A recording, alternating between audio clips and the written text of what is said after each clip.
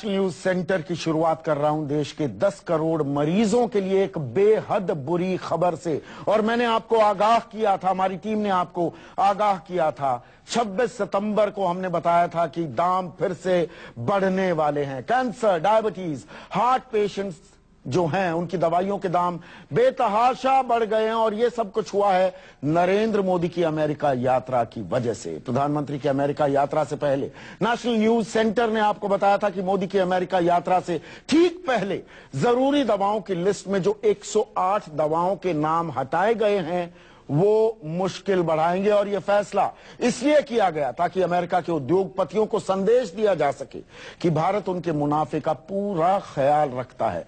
अभी शायद हमारी ये बात आपको याद ना आ रही होगी, शायद थोड़ा कम समझ में आ रही होगी, पर यह रिपोर्ट देखिए, पूरा मामला शीशे की तरह साफ हो जाएगा।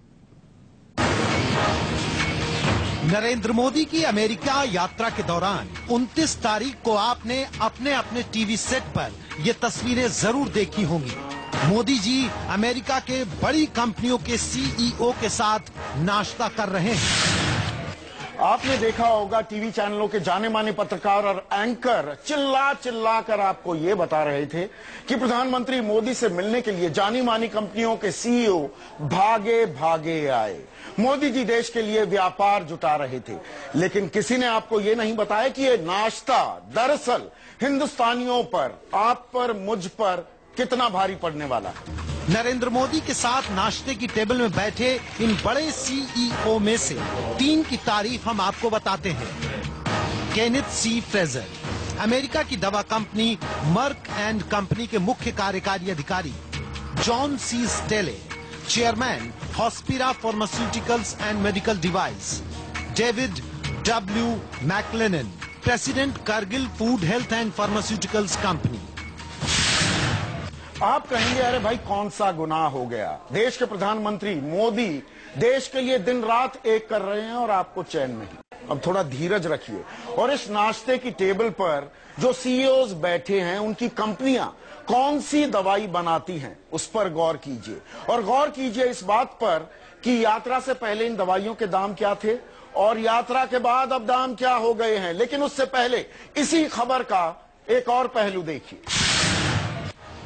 अगर हम कैंसर की बात करें, ब्लड प्रेशर की बात करें, कोलेस्ट्रॉल की बात करें, डायबिटीज, टीबी, इन सब का इलाज करने वाली जो दवाइयां हैं। 26 सितंबर की रात को हमने आपको नेशनल न्यूज सेंटर में खबर दिखाई थी कि दवाई के दाम तय करने वाली संस्था राष्ट्रीय औषधि मूल्य निर्धारण प्राधिकरण NPPA ने 108 दवाइयों को आवश्यक दवाइयों की सूची से निकाल दिया है। नतीजा, बेहद घातक बीमारियों की बेहद जरूरी दवाइयां महंगी हो जाएंगी। इन जरूरी दवाइयों के दाम अब सरकार तय नहीं करेगी, बल्कि दवा कंपनी अपनी मर्जी और मुनाफे के आधार पर तय करने लगी। अब इस असर को समझने के लिए देखिए ये ग्राफिक्स। कैंसर की दवा गैफ्टिनेट जो पहले 5,900 की थी अब 11,500 की हो गई है। कैंसर की ही दवा ग्लेविक पहले 8,500 की थी, वो अब 1,08,000 रुपए की हो गई है। इसी तरह ब्लड प्रेशर की दवाई कार्डिक 5 mg पहले 92 रुपए की थी, अब 128 रुपए की हो गई है। प्लेविक्स पहले 147 की थी, अब 1,615 रुपए की हो गई है। एंटीबायोटिक मॉक्सिसिप 400 पहले 250 की थी, अब 399 रुपए की हो गई है। टेरिबिड 200 पहले 34 रुपए की थी, अब 173 रुपए की हो गई है।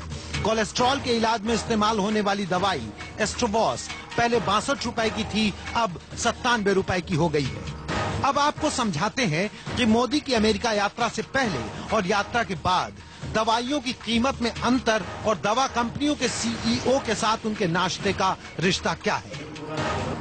केनेथ सी फ्रेजर की मर्क एंड कंपनी कैंसर की दवाई बनाती है और ये भारत में आर्बिटक्स नाम से कैंसर की दवाई बेचती है।